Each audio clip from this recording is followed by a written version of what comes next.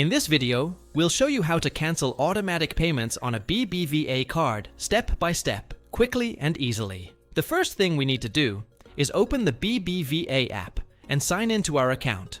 Once we're inside, we'll go to the card section and select the card we want to check. Here we can review recent transactions and find the automatic payment or recurring charge we want to cancel. It's important to distinguish between a recurring card payment for a subscription and a direct debit.